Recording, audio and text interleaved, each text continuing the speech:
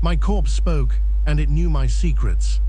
They say the brain can survive 3 to 5 minutes without oxygen before the damage becomes permanent.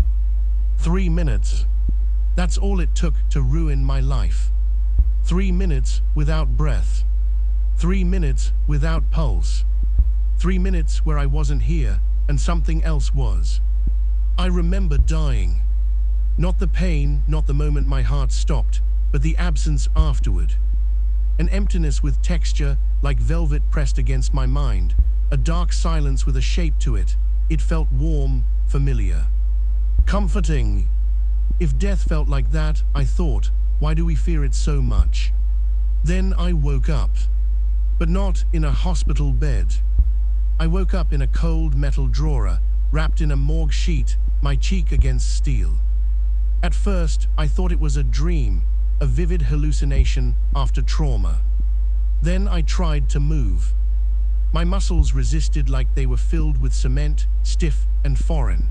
The taste of iron filled my dry mouth. My lungs burned as if they were relearning the idea of breath. When I inhaled, air scraped down my throat like sandpaper.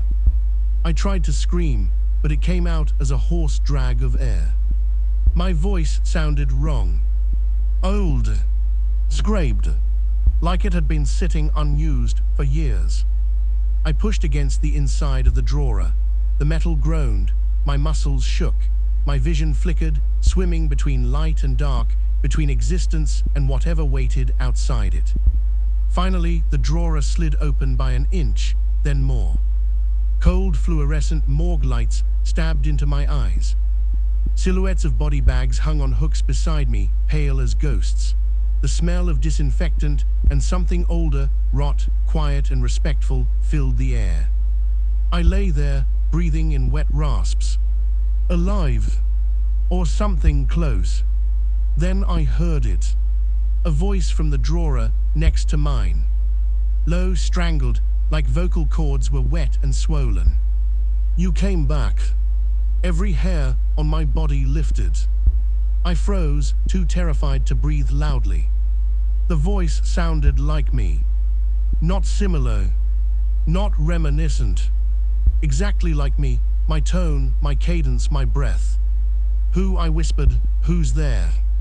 Silence. Then a dragging sound, metal on metal, as the adjacent drawer shifted. Not fully opening, just enough to creak.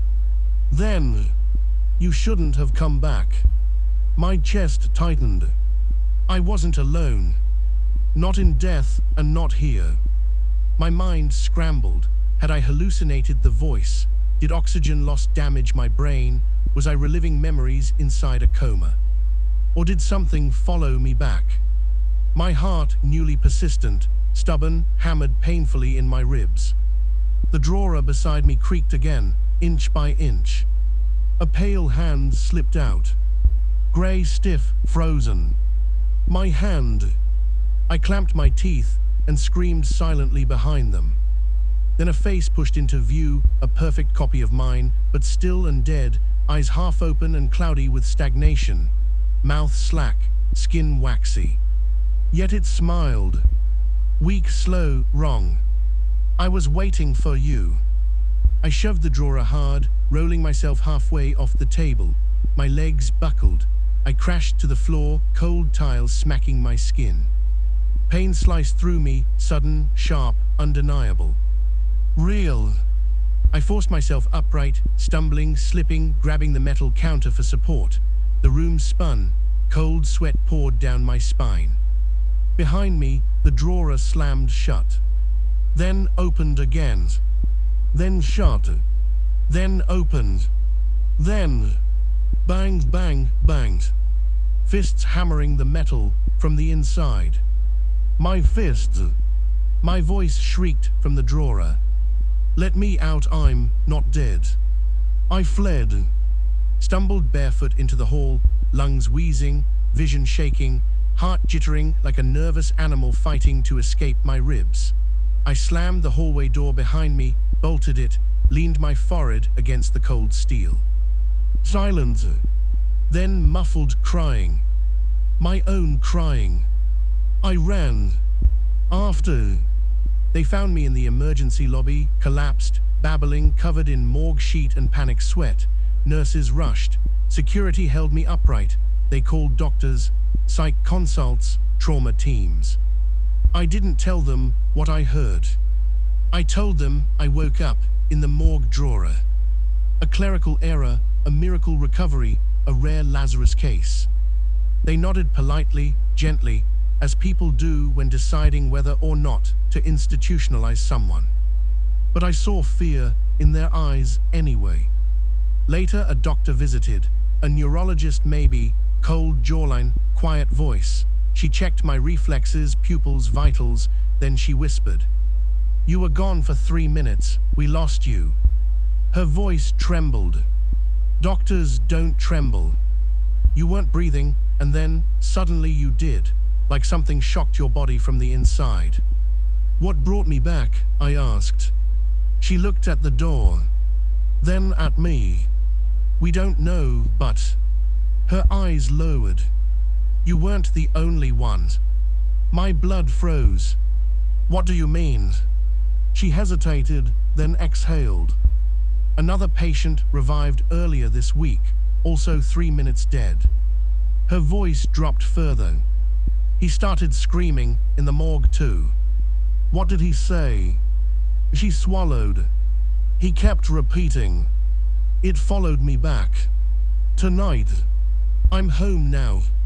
I haven't slept. I keep hearing faint metal banging, far away, like it's echoing through air ducts or dreams. When I stood in front of my bathroom mirror to wash my face, my reflection moved a second late, just a flicker, like a buffering glitch. But it smiled before I did. A cold line of breath brushed my ear.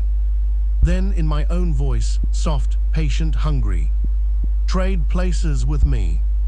There's scratching at my front door now. Slow, deliberate, persistent." My heart hurts again, rhythm wrong, off tempo. Like it's syncing to a different drum. If I stop typing, it's because I finally opened the door. Or because he did. And if this post uploads, don't go near the morgue. And never, ever let yourself die.